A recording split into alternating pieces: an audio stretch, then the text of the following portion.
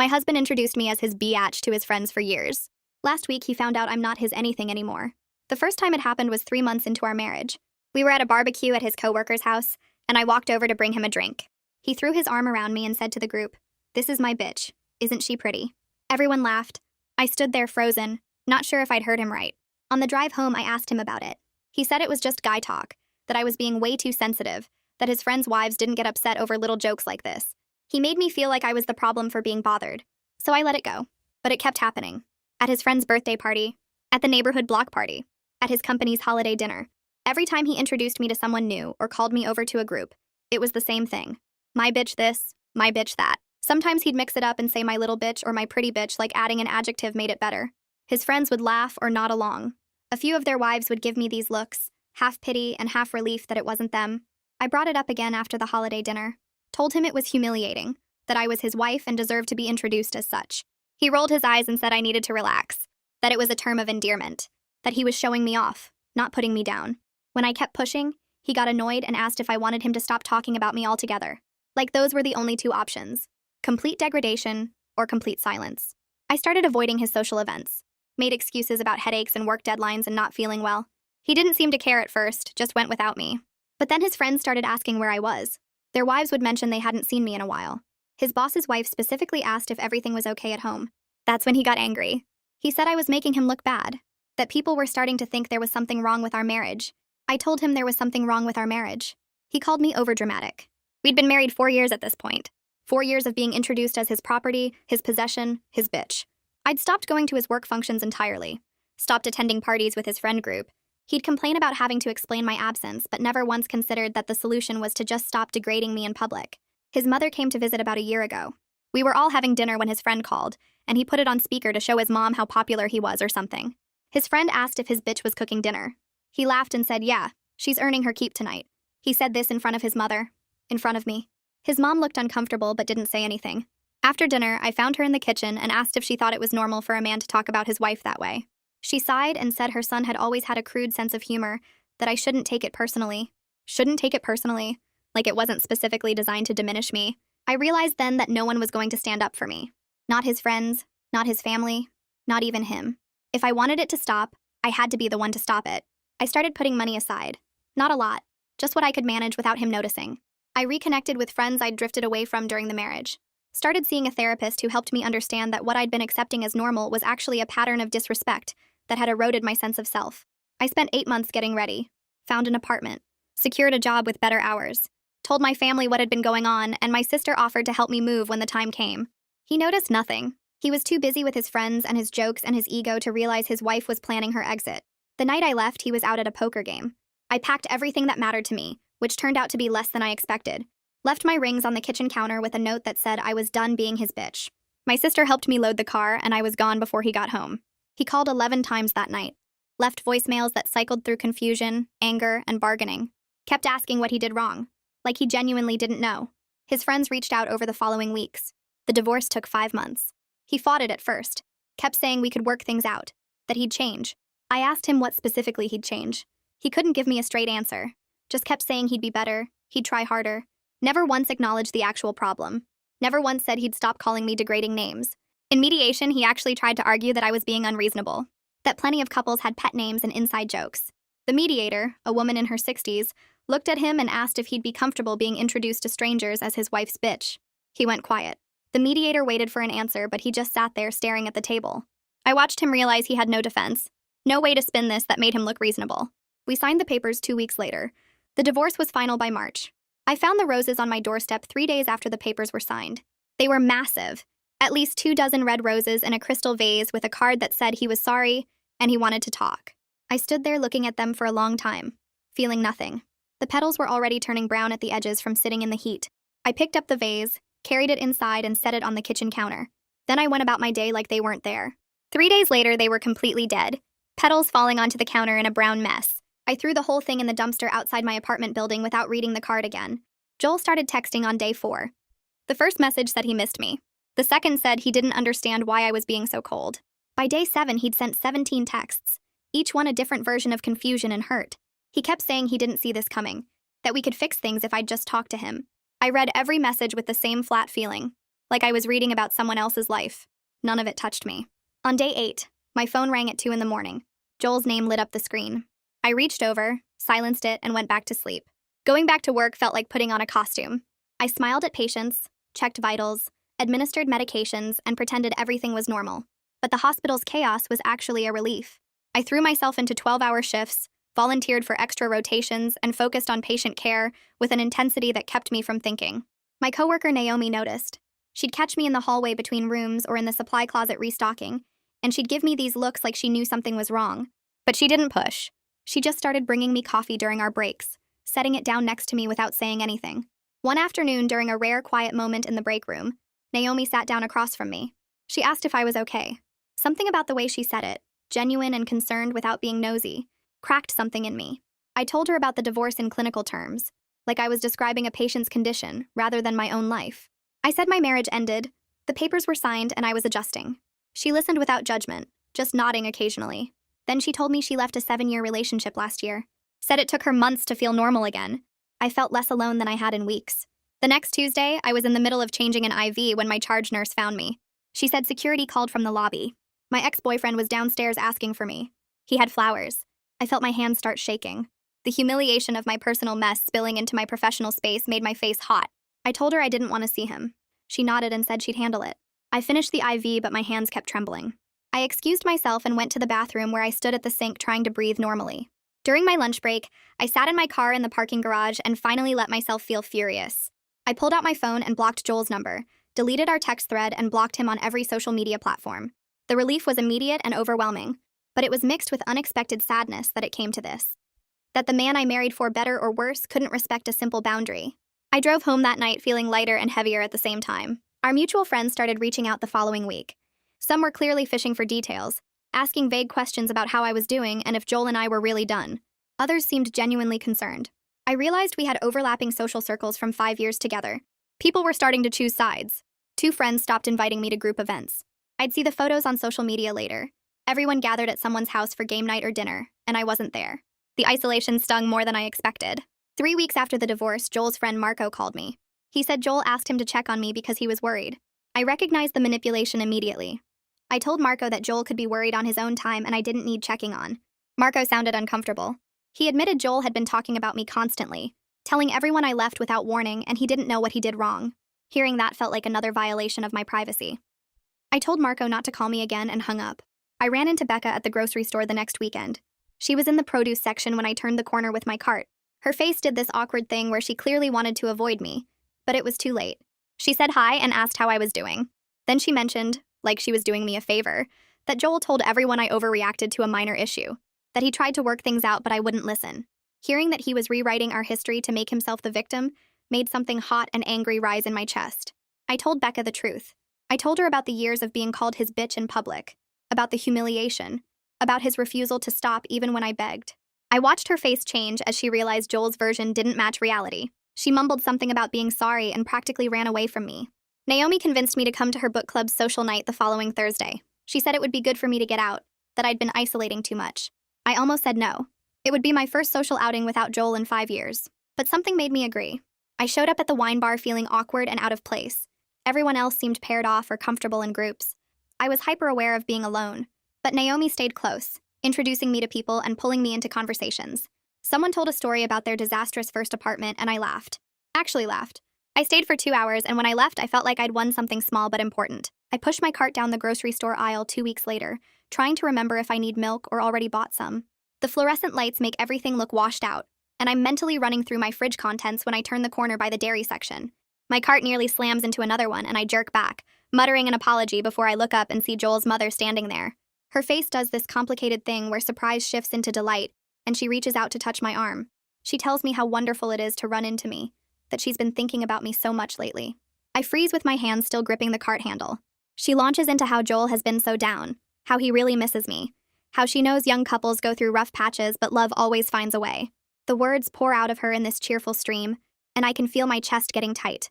Part of me wants to tell her everything, to explain exactly why her son and I aren't together anymore, but another part feels weirdly guilty, like I'm the one who failed somehow. She keeps talking about how marriage takes work and compromise, squeezing my arm like we're in this together. I manage to say something vague about how things are complicated, my voice coming out smaller than I want it to. She nods like she understands, but then says she's sure we can work it out, that Joel is a good man who just needs patience. The defensive anger rises up sharp and hot, but I swallow it down because what's the point of arguing with her in the middle of the grocery store? I mumble something about needing to finish shopping, and she finally lets go of my arm, telling me to take care and call Joel soon. I practically run my cart down the next aisle, abandoning half my shopping list just to get away from her. In my car, I sit gripping the steering wheel and shaking, equal parts furious and guilty and exhausted. That night, I can't sleep, lying in bed staring at the ceiling and replaying the conversation with Joel's mother over and over. Around 2 in the morning, I give up and get out of bed, pulling out a notebook from my desk drawer. I start writing a letter to Joel that I know I'll never send, my hand moving fast across the page. The words pour out, everything I couldn't say during our relationship and everything I still can't say now. I write about feeling invisible while he gave pieces of himself to everyone else, about watching him hand out flowers to his mother and Becca and Mila while I got nothing. I write about my grandmother's funeral and how he couldn't be bothered to comfort me, about all the times I needed him and he wasn't there. The roses he brought after the breakup get a whole paragraph, about how they proved he was always capable of the gesture, but just never thought I was worth it. My hand cramps and I keep writing, filling page after page with 5 years of swallowed words and unmet needs. When I finally finish, the sky outside is starting to lighten, and my eyes burn with tiredness. I fold the letter carefully and put it in the bottom drawer of my desk, under some old tax documents where I'll never accidentally see it. Something about writing it all down makes my chest feel less tight, like I've released pressure I didn't know I was carrying. 3 months crawl by and I'm starting to feel almost normal again. I go to work, hang out with Naomi, avoid places where I might run into Joel. Then one Tuesday morning, I open my email and there's a message from him. The subject line just saying, "I'm sorry." My finger hovers over the delete button, but I can't make myself press it. I open the email and it's long. Several paragraphs of him apologizing for not seeing how his actions hurt me. He writes about starting therapy and realizing he took me for granted, about understanding now that the flowers weren't just about flowers, but about feeling valued. The words are careful and thoughtful, hitting every point I would have wanted him to understand during our relationship. He says he's been working on himself and wants a chance to prove he's changed, that he knows he doesn't deserve it, but he's asking anyway. I read the email 4 times, each time feeling hope flicker in my chest despite knowing better. Part of me wants to believe that people can change, that therapy actually worked for him, that maybe we could try again and it would be different. I close my laptop and walk away, but 10 minutes later I'm reading it again, analyzing every word for sincerity. I forward the email to Naomi with a message asking what she thinks, hating myself for needing someone else's permission to feel hopeful. My phone rings 15 minutes later and I answer knowing it's her. She doesn't text back because this is too important for texting. Her voice is gentle when she points out that Joel only started therapy after losing me, not because he genuinely wanted to change for himself. She says the timing matters, that real growth comes from internal motivation, not external consequences. I sit on my couch listening to her talk and feeling each word land like a small wound, because they're true. She asks if I really think he's changed or if I just want him to have changed and I don't have a good answer. We talk for almost an hour and by the end I feel clearer but sadder, understanding that wanting something doesn't make it real. After we hang up, I read Joel's email one more time and then archive it. Not deleting it, but moving it out of sight. But the email sits in my archived folder like a weight, and 3 days later I find myself typing a response. I tell Joel I'll meet him for coffee to talk. Just to talk. Adding that qualifier like it will protect me. I tell myself it's for closure, that I need to hear him say these things in person to really believe them or really let go. The week before we're supposed to meet is torture. I'm anxious and second-guessing constantly, running through conversations in my head and trying to prepare for every possibility. The morning of the meeting, I try on 5 different outfits, changing between casual and slightly dressy, wanting to look good but not like I tried too hard. I settle on jeans and a sweater that Naomi once said made my eyes look nice. I arrive at the coffee shop 20 minutes early and order a tea I don't really want, sitting at a table by the window where I can see the parking lot. I practice what I want to say in my head, rehearsing lines about boundaries and needing to see sustained change over time. My tea gets cold while I wait and check my phone every 30 seconds. Joel walks in carrying a bouquet of daisies and my stomach drops. He spots me and smiles, walking over with the flowers extended like an offering. I take them automatically, too surprised to refuse, and he sits down across from me. He launches into an apology that sounds rehearsed, hitting all the right emotional notes about recognizing his mistakes and understanding my pain. The words are perfect, almost too perfect, and I find myself listening for something genuine underneath the performance. He talks about insights from therapy, using phrases that sound like they came straight from a self-help book.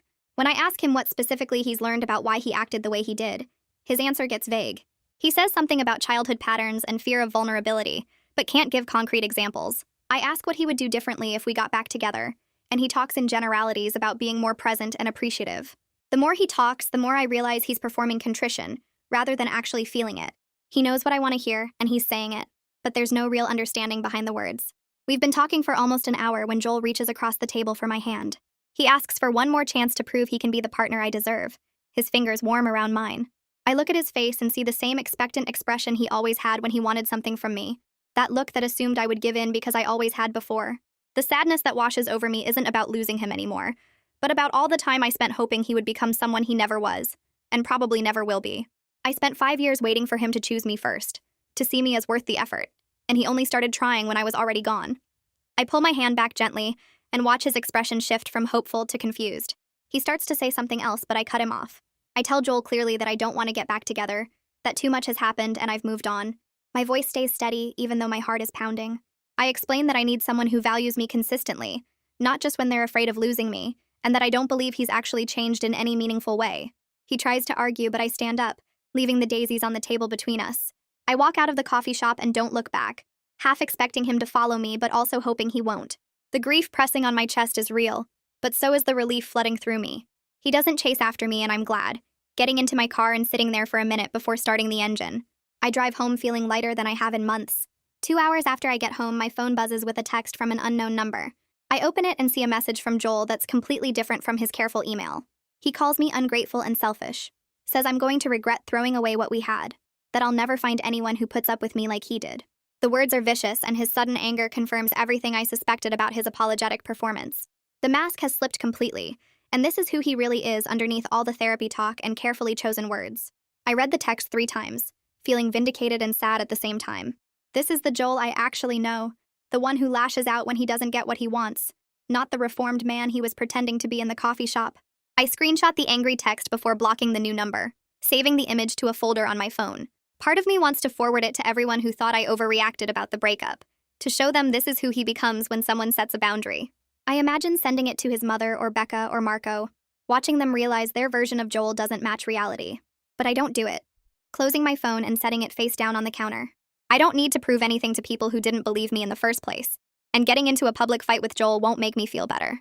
The screenshot is insurance in case he escalates, evidence that I'm not imagining things or being dramatic. I make myself a cup of tea and sit on my couch, feeling tired but also proud of myself for walking away when it would have been easier to give in. The week after I block Joel's new number, I sit in my apartment scrolling through my insurance website looking for therapists. I've been putting this off for months, telling myself I can handle everything on my own, but the screenshot of Joel's angry text sitting in my phone feels like proof I need help. I click through profiles of therapists who accept my insurance, reading their specialties and approaches, feeling overwhelmed by the options. Most of them have wait lists stretching weeks out, but one name catches my attention because she has an opening next Tuesday. Ramona McCarthy specializes in relationship trauma and has a kind face in her profile photo. I book the appointment before I can talk myself out of it. Tuesday comes faster than I expect, and I'm sitting in a small office with cream-colored walls and a brown couch that's softer than it looks. Ramona is maybe 50 with gray streaks in her dark hair and glasses that sit on a beaded chain around her neck. She asks me basic questions about what brings me in, and I feel exposed and stupid, like I should be able to fix my own problems without paying someone to listen. But she has this warm way of nodding and taking notes that makes me feel less judged. I tell her about the breakup in broad strokes, and she doesn't react with pity or shock, just asks follow-up questions that make me think harder about my answers. By the end of the 50 minutes, my shoulders feel less tight, and I schedule another appointment for the following week. At my second session, Ramona asks me to describe the relationship with Joel, and I realize I don't know where to start. There's so much history, 5 years of moments both good and bad, but what comes out of my mouth is the story about flowers. I tell her how he brought flowers to everyone except me, how he showed up with roses after the breakup like that would fix everything. She listens without interrupting and then asks what the flowers meant to me beyond just being flowers. The question catches me off guard because I haven't thought about it that way. I sit there quiet for a minute and then it hits me that the flowers represented being seen, being valued enough to receive a small gesture of care. Joel gave them to his mother and his friends and his coworkers, but never to me, and that pattern told me exactly where I ranked in his priorities. Ramona writes something in her notebook and asks why I stayed with someone who made me feel invisible. I don't have a good answer. We spend the rest of the session talking about self-worth and why I accepted so little for so long, and I leave feeling raw and uncomfortable. By my third session 2 weeks later, Ramona shifts the conversation to my relationship history before Joel.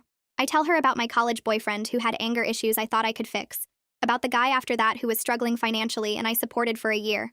As I'm talking, I hear the pattern in my own words, and it makes my stomach hurt. Ramona asks if I notice anything similar about these relationships, and I admit they all involved me trying to save or fix someone. She asks when that pattern started, and I trace it back to my early 20s, maybe even to high school if I'm honest. The realization that I've been doing this for over a decade hits me like a weight dropping on my chest. I leave therapy that day feeling worse than when I arrived, confronting truths about myself I'd rather ignore. The drive home is quiet, and I keep replaying the session in my head, seeing my choices in a new and unflattering light. 3 days later, I'm lying on my couch scrolling through Instagram when I see Joel tagged in a photo. My thumb hovers over the image before I click it, and suddenly I'm looking at him sitting across from a woman at a restaurant I recognize downtown. She's pretty with long dark hair and she's laughing at something, her hand near his on the table. The caption says dinner with this one and there's a heart emoji. I click on her profile and see her name is Crystal Wang. The jealousy that shoots through me is sharp and unexpected, making my chest feel tight. I tell myself I don't care who Joel dates, that I'm over him, but I can't stop scrolling through her photos. She works in marketing, likes hiking, has a lot of friends based on the group shots. In one recent photo, Joel's in the background at what looks like a party. I zoom in on his face and feel stupid for doing it. For the next 3 days, I check Crystal's Instagram obsessively. I compare her life to mine, her appearance to mine, looking for ways she's better or worse than me. I analyze every photo Joel appears in, studying his expression and body language for clues about how serious they are. In one photo posted yesterday, there are pink tulips in a vase on her kitchen counter, and she's tagged Joel thanking him for the flowers. The familiar hurt surfaces immediately, that same feeling of being the only person Joel wouldn't give flowers to. I know this behavior is unhealthy, that I'm torturing myself for no reason, but I keep going back to her profile. I refresh it multiple times a day to see if there are new posts. I'm aware I've fallen down a rabbit hole, but I can't seem to climb out. Naomi and I are having lunch in the hospital cafeteria when she glances at my phone and sees Crystal's Instagram open. She reaches across the table and gently turns my phone face down, giving me a look that's more concerned than judgmental. I get defensive immediately, saying I was just checking something, that it's not a big deal. Naomi doesn't buy it and asks how long I've been stalking Joel's new girlfriend. Hearing it said out loud makes me feel ashamed, and I admit it's been a few days. She asks if it's making me feel better or worse, and I have to confess it's making me feel terrible. Naomi suggests I delete the apps for a while, just to give myself a break from the constant access. I resist the idea, coming up with excuses about needing social media for other things, but her expression tells me she sees right through me. She doesn't push harder, just squeezes my hand and says she's worried about me. I promise I'll think about it. That night, I sit on my couch with my phone in my hands, Instagram open to Crystal's profile again. I've looked at the same photos, so many times I have them memorized. My finger hovers over the app icon, and I think about what Naomi said, about how this is making me miserable instead of better. I close Instagram and go to my settings, finding the app in my list of downloads. Deleting it feels like cutting off a limb, like I'm losing access to something essential even though I know it's poison. My hands shake as I press delete and watch the app disappear. Then I delete Facebook and Twitter too, removing all the ways I can easily check on Joel and Crystal. The urge to reinstall them immediately is so strong I have to put my phone in another room. I text Naomi that I did it, and she sends back a proud face emoji and a heart. I sit with the discomfort, feeling like I'm crawling out of my skin, but I don't reinstall the apps. Work gets harder over the following weeks because we're short-staffed and I keep volunteering for extra shifts. I tell myself it's about the money, but really it's about avoiding being alone with my thoughts. During a busy overnight shift, I'm preparing medications for my patients, and I grab the wrong dosage of blood pressure medication for a patient in room 12. I catch it myself before administering it, but just barely, and the near miss shakes me badly. I have to sit in the supply closet for 5 minutes trying to calm down, thinking about what could have happened if I hadn't noticed. The pharmacist who double-checks my correction gives me a concerned look but doesn't say anything. I finish my shift feeling like I'm barely holding it together, wondering if I'm too messed up to be responsible for patient care. The thought of leaving nursing crosses my mind seriously for the first time. 2 days after the medication error, my nurse manager Janelle pulls me aside during my break and asks if we can talk in her office. I know what's coming and my stomach drops as I follow her down the hall. She closes the door and asks what's going on with me lately, mentioning the near miss and the fact that I've been picking up excessive overtime. Something about her gentle tone breaks through my defenses, and I start crying before I can stop myself. I tell her everything, about Joel and the breakup, and how I've been obsessively checking social media and feeling like I'm falling apart. The words pour out in a jumbled mess, and I'm embarrassed to be crying in front of my boss. But Janelle just hands me tissues and listens. When I finish, she says she's glad I told her and suggests I take some personal leave to get myself together. She says the hospital offers 2 weeks of personal time separate from vacation, and that I clearly need it. I feel like I'm giving up by taking leave, like I'm admitting defeat, but I also know she's right. I submit the paperwork for 2 weeks of personal leave that afternoon, filling out forms in HR while fighting back more tears. The HR person processes everything quickly and tells me my leave starts after my next scheduled shift in 3 days. My last shift before leave is a 12-hour day that feels endless, every task taking more energy than it should. I make it through without any errors, but I'm completely drained by the time I clock out. In my car in the parking garage, I sit behind the wheel and cry harder than I have in months, my whole body shaking with sobs. The idea of 2 weeks with nothing but my own thoughts waiting at home terrifies me more than staying busy ever did. The first week of leave, I crawl into bed on Monday morning and don't get up until Tuesday afternoon. My body feels like it weighs 1,000 pounds. I sleep through entire days, waking only to use the bathroom or drink water from the tap. The apartment stays dark because I don't bother opening the blinds.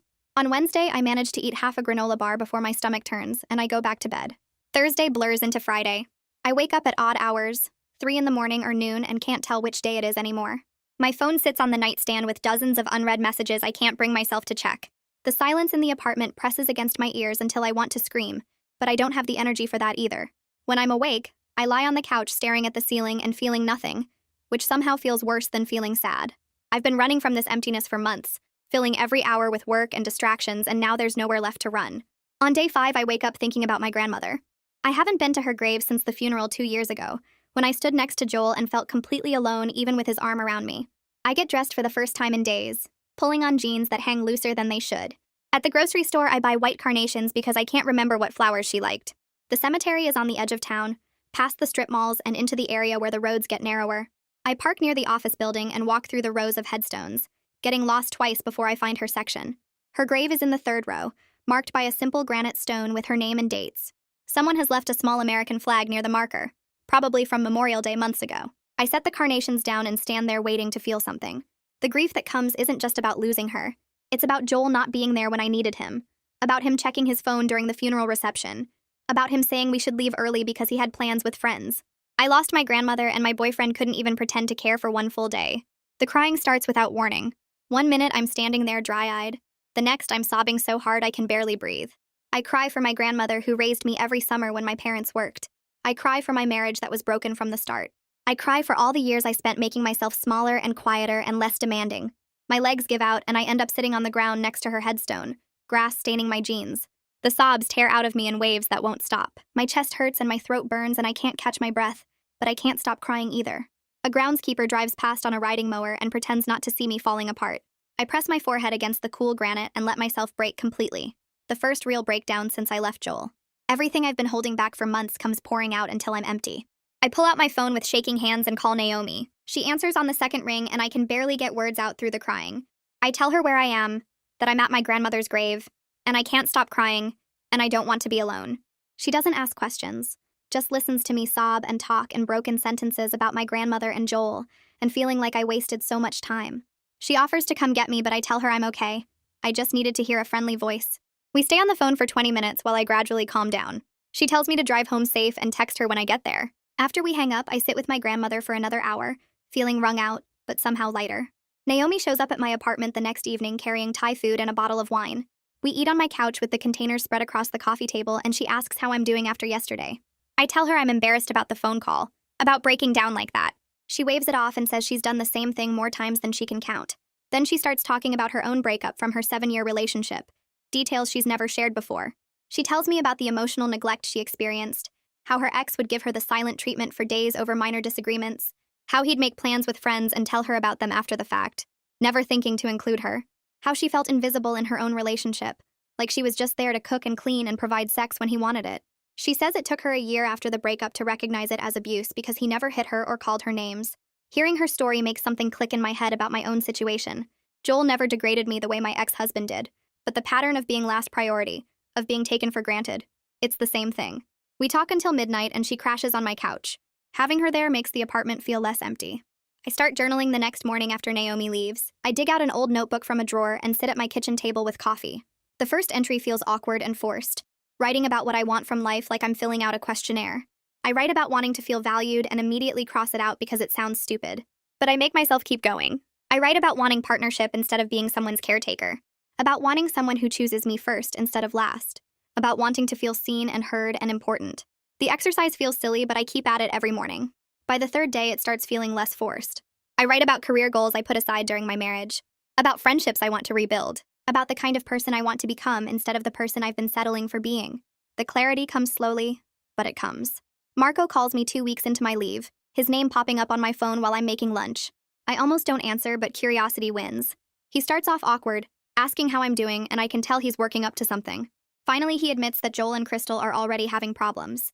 Joel keeps comparing her to me, apparently, telling Crystal she doesn't understand him the way I did. Marco sounds uncomfortable sharing this, and I wonder if Joel asked him to call or if he's doing it on his own. The information gives me a dark satisfaction at first, proof that Joel hasn't changed at all. But then I feel sorry for Crystal, knowing she's going through what I went through. I tell Marco I appreciate him letting me know, but I'm not interested in Joel's relationship drama. After we hang up, I sit with what he told me, waiting for the hope to surface that maybe Joel will come back, but it doesn't come. I realize I don't want him back even if he became available, and that feels like crossing some important line. I write about it in my journal the next morning. I don't want Joel back. I underline it 3 times, pressing the pen hard into the paper. The certainty surprises me because for months I've been afraid I'd weaken if he tried hard enough to win me back. But something has shifted. I don't miss him anymore. I miss the version of him I kept hoping he'd become, the husband I imagined he could be if he just tried harder. That person never existed. Joel is who he is, and who he is wasn't enough for me. Writing it down makes it real in a way thinking it never did. Going back to work after my leave feels different, like I'm showing up as a slightly different version of myself. The hospital looks the same, smells the same, sounds the same, but I feel changed somehow. During my second shift back, a doctor I've worked with for years tries to dismiss a patient concern I bring up. Normally I'd let it go, defer to his judgment even when my gut says something's wrong. This time I speak up, firmly but professionally, explaining why I think the patient needs additional monitoring. My hands shake while I'm talking and my voice wavers, but I don't back down. He looks surprised but agrees to order the tests I suggested. Afterward, I hide in the supply closet for 5 minutes, adrenaline making my heart race. But I also feel proud of myself for not backing down. A week later, Janelle pulls me aside during shift change about the schedule. She starts to tell me I'm assigned a double shift on Thursday, and I interrupt her before I can lose my nerve. I tell her I can't work another double, that I need to protect my mental health. The words come out rushed and defensive like I'm expecting a fight, but Janelle just nods and says she'll find someone else to cover it. She tells me she's glad I'm setting boundaries, that she was worried about me burning out.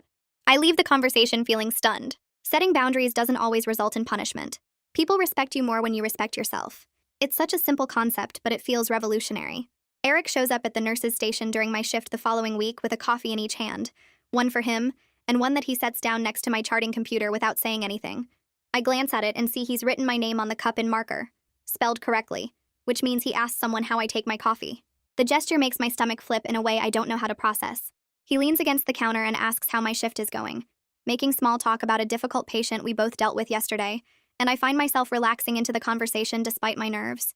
When he leaves to check on a patient in the ICU, I stare at the coffee cup for a full minute before taking a sip. It's exactly how I like it. 2 sugars and cream, and the fact that he paid attention to that detail feels significant in a way I'm not ready to examine. Naomi appears at my elbow during lunch break and raises her eyebrows at the coffee cup I'm still carrying around. She tells me Eric has been asking about me, wanting to know if I'm seeing anyone, and the panic that floods through me is immediate and overwhelming. I set down my sandwich and tell her I can't do this, that I'm not ready for anyone to be interested in me, that the whole thing makes me want to hide in the supply closet. She gives me this knowing look and says Eric seems like a good guy, that maybe I should give him a chance, but I shake my head before she finishes the sentence. The thought of dating anyone right now makes my chest feel tight and my palms start sweating. I spend the rest of my shift hyper-aware of where Eric is on the floor, timing my break so I don't run into him in the hallway or the break room. When I see him heading toward the nurse's station, I suddenly remember I need to check on a patient on the opposite end of the unit. It's ridiculous behavior and I know it, but I can't seem to stop myself from avoiding him. The next few days, I volunteer for assignments on different floors, telling Janelle I want to expand my skills, but really just trying to put physical distance between Eric and me. I pick up a shift in the cardiac unit and another in pediatrics, anywhere that keeps me away from the respiratory patients that would require me to work with him. On Thursday, I'm restocking supplies in a storage room when I hear his voice in the hallway asking another nurse if she's seen me, and I actually press myself against the wall until he walks past. The guilt hits me immediately because Eric hasn't done anything wrong, hasn't pushed or made me uncomfortable, has only been kind and thoughtful with his coffee delivery and easy conversation. But every time I think about facing him, my throat gets tight and I feel like I might throw up. During a rare quiet moment, I sit in my car during break and try to figure out what I'm so afraid of. The answer comes quickly. Too quickly. Like it's been waiting just under the surface. I'm terrified of making the same mistakes, of choosing someone who will make me feel invisible again, of losing myself in another relationship where I come last. The fear is so strong it makes my hands shake on the steering wheel. I know I'm being unfair to Eric, projecting Joel's failures onto someone who hasn't earned that suspicion, but knowing it doesn't make the anxiety go away. When my shift ends, I see Eric's car still in the parking lot, and I wait 15 minutes in my vehicle until he leaves, then feel pathetic for hiding like a teenager avoiding their ex. I bring up Eric in my next therapy session with Ramona, admitting that I've been actively avoiding a coworker who seems interested in me. She asks what I'm afraid of, and I tell her the truth, that I'm scared of repeating the same patterns, of choosing someone who won't value me, of losing myself again in someone else's needs and wants. Ramona nods like she expected this answer and asks me what evidence I have that Eric would treat me the way Joel did. I open my mouth to respond and realize I don't have any evidence, that I'm operating purely on fear rather than facts. She points out that avoiding all connection isn't the answer, that I can't protect myself from potential hurt by refusing to let anyone get close. I argue that I'm just not ready, that it's too soon after Joel, that I need more time to work on myself first. Ramona gives me this gentle but firm look and tells me that there's a difference between taking time to heal and using healing as an excuse to hide from life. Her words sting because they're true, and I sit with the discomfort for the rest of the session. She doesn't tell me I have to date Eric or give him a chance, just suggests that I consider what I'm really afraid of, and whether avoiding him is actually protecting me or just keeping me stuck. I leave her office feeling unsettled and defensive, not convinced I'm ready to risk opening myself up to anyone new. Eric catches me in the break room 3 days later, walking in just as I'm pouring coffee and blocking my exit route to the door. He asks if he did something to upset me, and his directness catches me completely off guard. I stammer something about being busy with work, but he cuts me off gently and says I've been avoiding him, and he'd like to know why. The kindness in his voice disarms me completely, and I find myself telling him the truth, that I recently got out of a long relationship, and I'm not in a place to date anyone. He nods slowly and leans against the counter, then tells me he's not trying to pressure me into anything, that he just enjoys talking to me. We end up sitting at the break room table, and he shares his own divorce story, about how his ex-wife left him 2 years ago, and how long it took him to feel like himself again. He talks about his teenage daughters and how they helped him through the worst of it, and I find myself relaxing as I listen. His openness makes me feel less alone in my mess, less broken for still struggling months after my breakup. When my break ends, I leave feeling less anxious about him, like maybe we can just be friendly coworkers without all the weight I've been putting on every interaction. He doesn't ask for my number or suggest we hang out, just tells me he's glad we talked, and the lack of pressure makes me breathe easier. That evening, I'm scrolling through Instagram, which I reinstalled last week against my better judgment, when a message request pops up from Crystal Wang. My first instinct is to decline it and pretend I never saw it, but something makes me click on the notification. She's asking if we can talk about Joel, saying she has some questions and doesn't know who else to ask. I stare at the message for a long time, my thumb hovering over the decline button. Part of me wants nothing to do with Joel's new relationship, wants to stay as far away from that mess as possible. But I remember the desperate edge to her question, and recognize it because I've been there, asking friends and family if Joel's behavior was normal, if I was overreacting, if I should just try harder to make him happy. I type out a response saying I'm willing to talk and hit send before I can change my mind. She responds immediately, thanking me and asking if Joel was always so dismissive of her feelings, if he ever made me feel like I was asking for too much when I wanted basic consideration. The questions hit me hard because they're the exact same ones I asked myself for years. I tell her I need some time to think about how to respond and close the app, my heart racing. I spend the next 2 days debating whether to tell Crystal the truth about Joel's pattern of emotional neglect. Part of me wants to warn her so she doesn't waste years like I did, so she doesn't end up sitting in a therapist's office trying to rebuild her sense of self after giving everything to someone who gave nothing back. But another part thinks she needs to figure it out herself, that me interfering will only cause drama, and maybe push her closer to Joel out of defensiveness. I bring it up with Ramona during our next session, and she asks me to consider my motivations. Am I trying to help Crystal, or am I trying to get back at Joel by sabotaging his new relationship? The question makes me uncomfortable because I'm not entirely sure of the answer. I think about it for the rest of the session, and realize that while there's definitely some satisfaction in the idea of Joel's pattern catching up with him, mostly I just don't want Crystal to go through what I went through. Ramona tells me the choice is mine, but warns me to be prepared for whatever consequences come from getting involved. She points out that Crystal might not believe me, might tell Joel I reached out, might turn the whole thing into more drama than it's worth. I leave therapy still uncertain but leaning toward responding to Crystal's message. On Saturday morning, I sit down with my laptop and compose a message to Crystal, writing and deleting it 4 times before settling on something brief and honest. I tell her that Joel showed me through his actions that I wasn't a priority, that he was consistently thoughtful and generous with everyone except me, that I spent 5 years hoping he would change and he never did. I write that she should trust her instincts about whether he's treating her the same way, that if she's already asking these questions, then she probably knows the answer. I read it over 3 times, making sure I'm not being vindictive or dramatic, just truthful.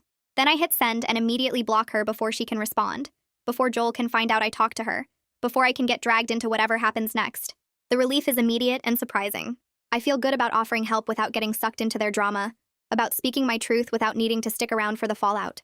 2 days later, I'm at the nurse's station when my work phone rings with an internal extension I don't recognize. I answer and hear Joel's voice, venomous and angry, and my whole body goes rigid. He's somehow gotten my work number and he's accusing me of sabotaging his relationship, calling me bitter and jealous and pathetic. His voice rises as he talks, and I can hear the rage underneath his words. The same rage that used to make me back down and apologize for things that weren't my fault. He tells me I'm trying to ruin his happiness because I can't stand to see him move on. That Crystal showed him my message and now she's questioning everything about their relationship. I listen without saying anything, my hand gripping the phone so hard my knuckles turn white. He calls me bitter 3 more times before I hang up on him mid-sentence. My hands are shaking, but I'm not scared, just annoyed that he's still trying to make me responsible for his problems. I immediately call the phone system back and figure out how to save the voicemail he left before calling, preserving his angry rant as evidence. The old me would have felt guilty, would have wondered if I did something wrong by talking to Crystal. But now I just feel irritated that he's still trying to control the narrative. The next morning, I make an appointment with HR and bring my phone with Joel's saved voicemail. The representative, a woman named Sandra, listens to the recording with an increasingly serious expression. I explain our history, the breakup, his pattern of boundary violations, and now this harassment at my workplace. Sandra takes notes and asks if I feel unsafe, if Joel knows where I work, if he's made any threats beyond the angry voicemail. I tell her I don't think he'll show up here, but I want the incident documented in case he escalates. She assures me they take harassment seriously and asks if I want to pursue a no-contact order through the courts.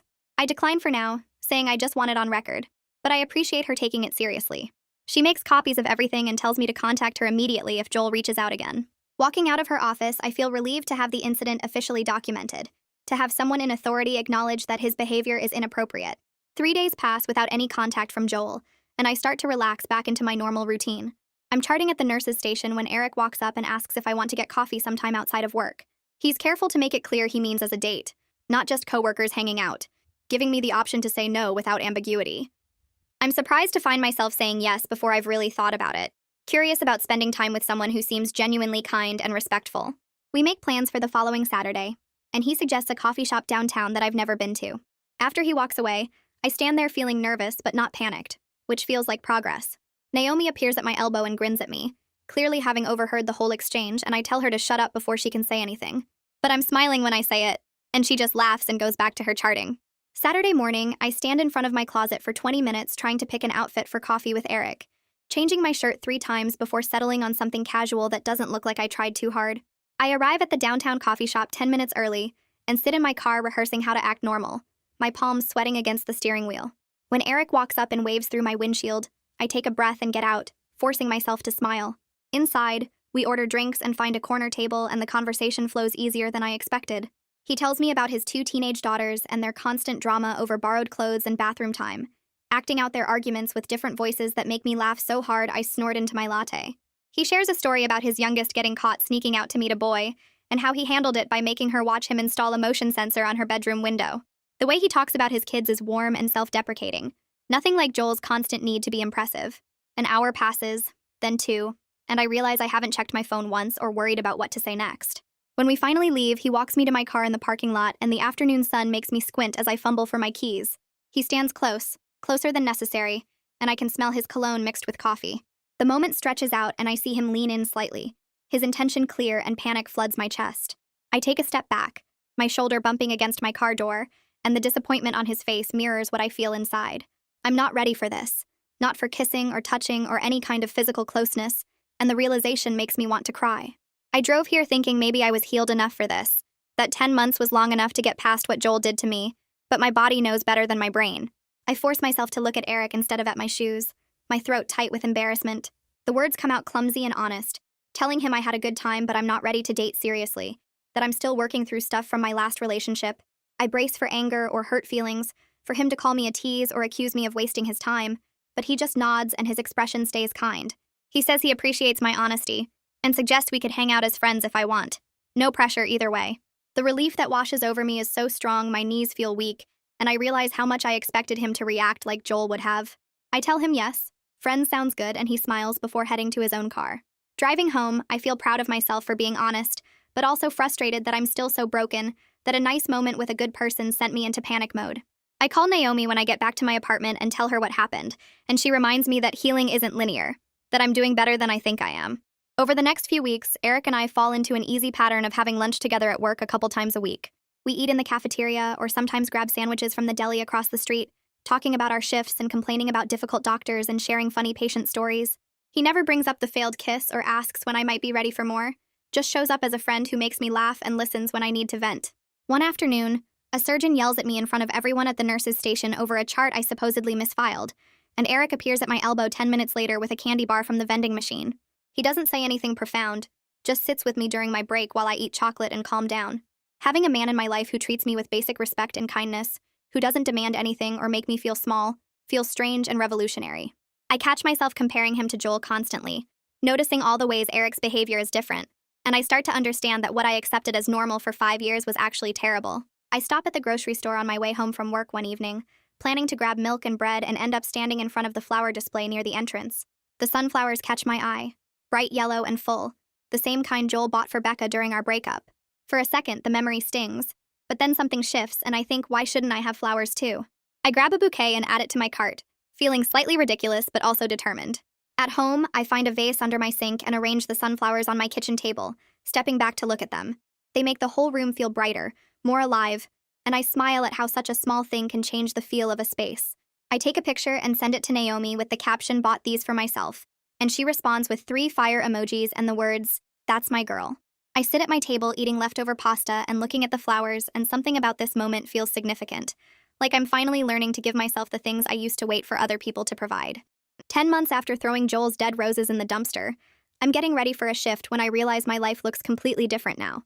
I have Naomi and 2 other nurses from work who I meet up with outside the hospital, going to movies or trying new restaurants or just hanging out at each other's apartments. I stopped picking up every extra shift offered to me and started using my time off to actually rest instead of just avoiding my thoughts.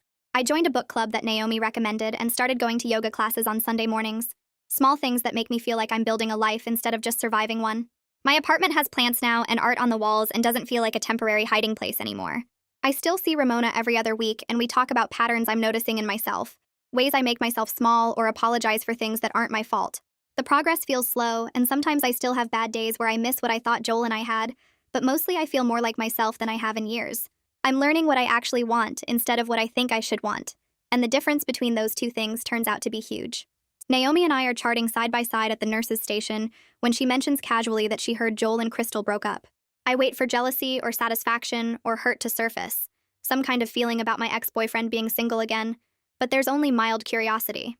I don't ask how Naomi heard or what happened between them, just make a non-committal sound and change the subject to her upcoming beach vacation with her sister. She gives me a knowing look but doesn't push, and we spend the rest of our break talking about whether she should get a new swimsuit or just wear last year's. Later, driving home, I think about how genuinely I didn't care about Joel's relationship status, and it feels like crossing some kind of threshold.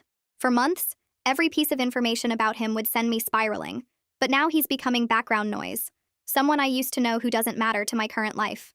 I go 4 full days without thinking about Joel at all, and when I realize it on the 5th day, I feel quietly triumphant. For so long after the breakup, he occupied constant space in my head even in his absence, and I would catch myself wondering what he was doing, or imagining conversations we might have, or replaying old arguments. But this week I've been too busy with work and my book club meeting and planning a hiking trip with Naomi to spare him any mental energy. He's becoming irrelevant, fading into the category of people I used to know, and the freedom of that feels massive. I'm building a life where Joel is just a chapter that's closed, not the whole story, and I'm the main character again instead of a supporting role in someone else's narrative. The 1-year anniversary of our breakup falls on a Tuesday, and I mark it privately in my journal that morning before work. I write about how different I feel now compared to the numb woman who threw away dead roses and couldn't imagine feeling anything again. I'm not completely healed, and I know I still have work to do, patterns to unlearn, and walls to keep dismantling, but I'm proud of how far I've come. I write about the sunflowers on my kitchen table and my friendship with Eric, and the fact that I can go days without thinking about Joel. I write about learning to value myself enough to walk away from someone who made me feel worthless, and about building a support system that actually supports me. When I finish writing, I close the journal and put it back on my night shelf, and it feels like closing a book on that chapter of my life. That weekend, I celebrate the anniversary with Naomi and 2 other nurses from work, meeting at a restaurant downtown for dinner and drinks. We ordered too much food and split everything, laughing over stories from our week and debating whether our new charge nurse is actually competent or just good at faking it. Nobody mentions my breakup or asks how I'm doing in that careful way people did for months, and I realize we're just 4 friends having a normal night out. The conversation flows easily, jumping from work drama to vacation plans to a terrible movie one of them watched, and I feel grateful for these friendships that I built myself.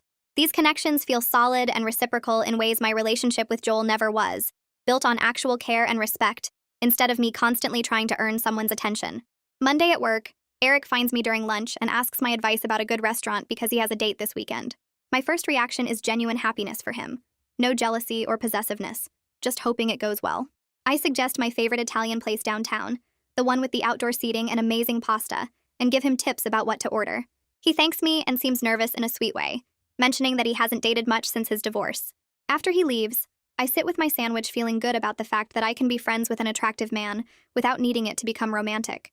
The friendship we've built feels valuable on its own, not like a consolation prize or a failure, and my ability to be happy for him feels like real growth.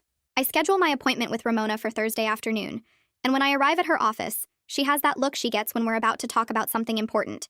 We settle into our usual spots and she asks how I've been feeling lately, and I tell her honestly that I feel ready for something new. The idea of dating doesn't scare me anymore. It just seems like something I might want to explore when I feel like it. I mention thinking about trying one of those dating apps, not because I'm desperate to find someone, but because I'm curious about meeting new people. Ramona smiles and points out how different my mindset is now compared to when we first started therapy. She says I used to talk about relationships like I needed to prove my worth or fix someone, but now I'm talking about partnership and adding to my life instead of filling a hole. We agree this will probably be my last regular session, though I can always come back if I need to. I leave her office feeling lighter, like I just closed a chapter I've been writing for over a year. The next morning, I stop at the grocery store on my way home from a shift and buy myself a bouquet of pink roses, the kind with the tight buds that will open over the next few days. I arrange them in the blue vase on my kitchen table, stepping back to admire how they look in the afternoon light coming through the window. I've been buying myself flowers every week now, different kinds each time, and my apartment always has fresh blooms somewhere.